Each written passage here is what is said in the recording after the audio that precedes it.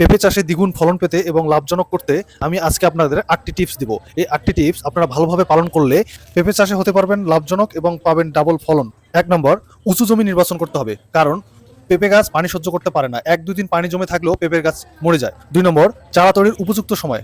September, October এবং December মাসে পেঁপে চারা তৈরির উপযুক্ত সময়। 25 থেকে 40 দিন বয়সের চারা জমিতে লাগানোর উপযুক্ত হয়। 3 নম্বর, জমি প্রস্তুত ও গর্ত তৈরি। জমি ভালোভাবে চাষ করে নিতে হবে, সবথেকে ভালো হয় বেড তৈরি করে।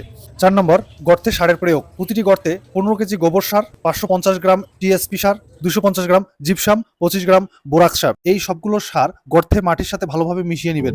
এরপরে 15 দিন ঢেকে রাখবেন। তারপরে গর্তের মাটি আবার উল্টাপাল্টা করে দিবেন। এরপরে আবার 7-8 দিন পরে চারা লাগাবেন। 5 নাম্বার, চারা লাগানোর 15 থেকে 20 দিন পর থেকেই 1 মাস পর পর ইউরিয়া 50 গ্রাম, এমওপি 50 গ্রাম হারে প্রয়োগ করবেন প্রতিটি গাছে। গাছে যদি ফুল আসে তাহলে ইউরিয়া এবং এমওপির মাত্রা দ্বিগুণ হয়ে যাবে, অর্থাৎ 100 গ্রাম করে প্রতিটি গাছে প্রয়োগ করতে হবে। 6 নম্বর, গাছ যাতে বাতাসে হেলে না পড়ে সেজন্য বাঁশের শক্ত খুঁটি দিবেন। 7 নম্বর, একটি বোটায় একটি পেঁপে রেখে ছোট পেঁপেটি ভেঙে দিবেন, তাতে আশেপাশের পেঁপেগুলো সুষম হারে বড় হবে। 8 নম্বর, অবশ্যই আপনারা ভালো জাতের পেঁপে চাষ করবেন। বাংলাদেশে কয়েকটি ভালো জাত হচ্ছে বাড়ি 1, শাহী পেঁপে, টপ লেডি, গ্রিন লেডি,